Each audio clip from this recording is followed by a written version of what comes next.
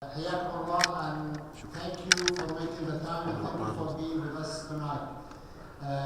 You are welcome to what we call it an interactive session.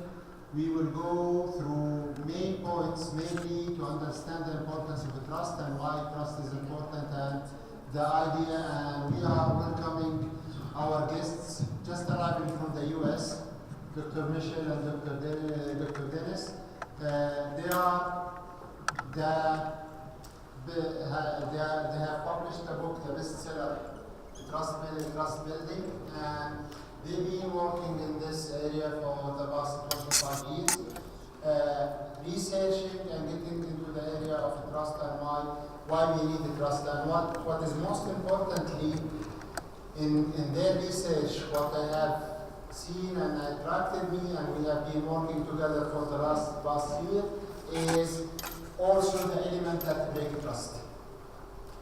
What break trust, and how you regain trust again. So what we will go over this evening, we want it to be more of an interactive evening. We want to talk more about the elements that is building trust within individuals, organizations, cultures, and the society as a whole.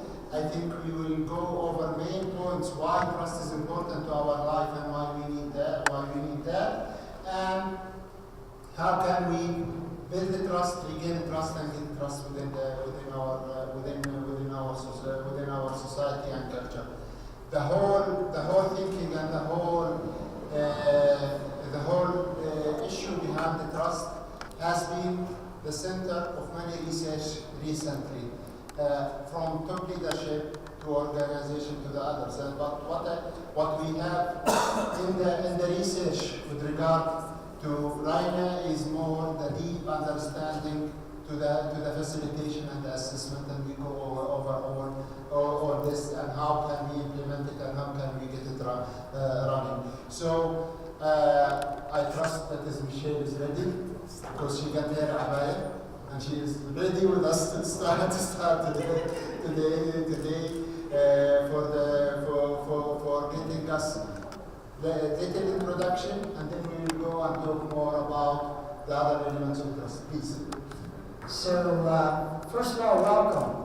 We've got a very interactive, engaging session here this evening, and we're ready to rock and roll and shake and bake. Here we go. A little bit of America brought to Saudi.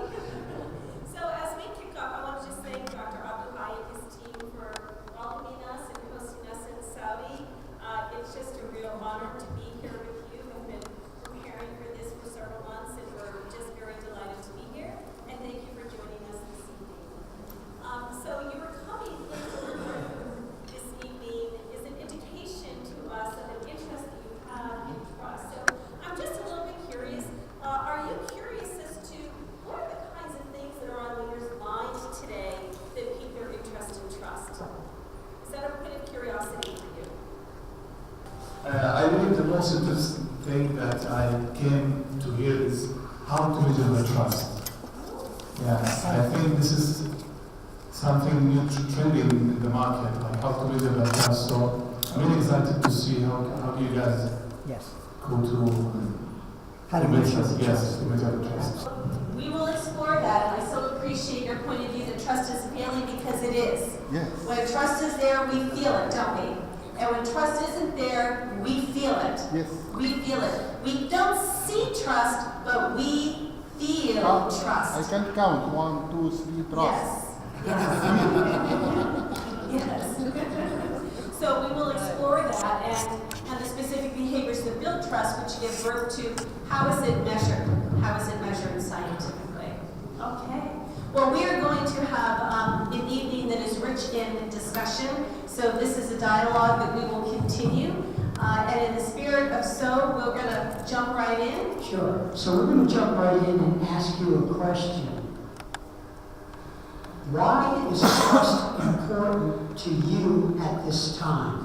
Why is trust, and what we want you to do is discuss it with your table partners. Why is trust important to your business, to your culture, and to your people? Why is trust important? So please begin discuss this question, and then we'll hear some insights from each and every one of you. Also, the other way around, trusting your leader will make you more committed, more accountable, more willing to do, and more willing to deliver on what you are, what is requested from you as an employee in the organization. The trust is across the board, top from up to down, from down to up, across side by side. It is the way of getting people collaborate and support each other. Yes. Absolutely. Also Absolutely. trust, Yes. we talk about trust or something. We're talking about trust within an organization. Yes. I come from a sales organization Sales. now, so basically if I need to be able to achieve my goals, I have to get the trust of my clients or my customers. So basically if you don't get it, you are out of it. So basically it goes outside the border of the organization also. Right. That $30 million initiative was rescued, and it was on the brink of collapse. It was delivered on time and on budget.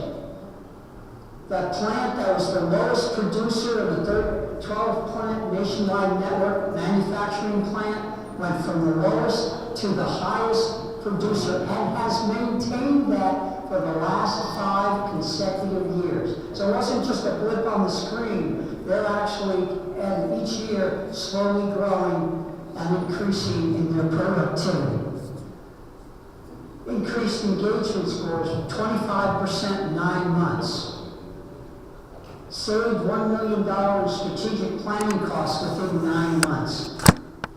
That airline, that IT integration, that scenario that we talked about earlier, this was this company right here. And what they went to work on was they identified through their team trust assessment 2 or 3 key behaviors that they wanted to focus on. And they not only raised those behaviors up to 117 points on a 500-point scale, because they went from very low to the high part of moderate on a 4-point trust scale level. And they saved $1 million in strategic planning costs in 9 months.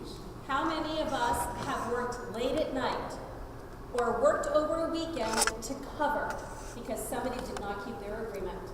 And we are up against the wall covering for them because that agreement was not kept.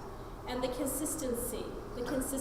We build trust when we're consistent in our behavior, and when inconsistency creeps in, then trust begins to be vulnerable. These are the behaviors that build character. It is the starting point of any business relationship. The truth is, it's the starting point of any personal relationship as well. But this is where it starts, right here. And then it is further built or broken by how we trust of communication. Yes, and do you remember earlier we shared with you a manufacturing plant that was the lowest producer of a network, of a nationwide? This was a global company, but this manufacturing plant was the lowest producer of 12 plants in the Americas. And we shared with you that the leader was very focused on bottom line results, very focused. Now, to this leader's credit, he reached out for help. He gained coaching, and he went to work to learn about how he can shift his behavior. And he began to develop relationship with his people, and he began to demonstrate that he actually cared about them, because he did. He did care about them. They just didn't know it. So he had to learn to demonstrate and display that he did care about them. He did value them. And then he went to work to teach them how they can build trust with one another. And as Dennis shared, within a year and a half, within 1.5 years, he took his plant from the lowest to the #1 producer. That's an example of what happens when we all go to work on being aware of trust and choosing to behave in ways that are trustworthy. Trusted character opens the door of trusted communication. When trusted communication is present, we are transparent. We are open and we are honest. And let's look at the behaviors that build trusted communication. We share information. How often do people struggle because they can't get access to the information they need. And how often do some people hoard information because they're afraid that they will lose their position, or they will lose their position of control if they let go of that information? And to what extent do we tell the truth? Tell the truth about our thoughts, our feelings, our opinions, or tell the truth about the status of a project or an assignment. And when we make a mistake, what happens? Are we criticized? Are we looked down upon? Or do others around us catch us and lift us up and help us learn from that mistake? How safe is it in the teams you support to admit mistakes? How safe is it? And we talk about feedback, giving feedback, receiving feedback, asking for feedback. Not to point out a deficiency or to point out a flaw in ourselves as people, but feedback to help us grow, to help us gain our confidence, to help us tap into our potential is the highest degree of support. Because in trust building, when we use feedback, we don't just say, I care about you. I back it up. I'm invested in you. And I use feedback to honor that investment. So all of this is leading up to, we have a certification program that actually certifies leaders within organizations such as yourselves on not one but two assessments, the leadership trust scale and the team trust scale, and allows you to not only administer but also deliver the results to those leaders and teams that you are serving and supporting throughout your organization. So people often are curious is how can the assessments be made available? How can they have access to the assessment? So there are a number of ways that the assessments are available in Saudi. One is through Mega. Dr. Abduhai and Mega are our strategic partners. Reina is putting trust building in their hands, and we're very honored, and we've built a very strong foundation of trust in our relationship. So they are here to serve with trust building. So that is one way. Another way is through certification programs. And Mega is hosting a certification program beginning on Sunday, and we'll be having other certification programs that are open enrollment, right, Dr. Abduhai? So people can enroll and come to these certification programs that teach about these suite of assessments. The third is Mega is prepared to bring a certification program internal to an organization. So it can come in-house, if you will, and train people internally on the utilization of the assessment. So those are three ways that the assessments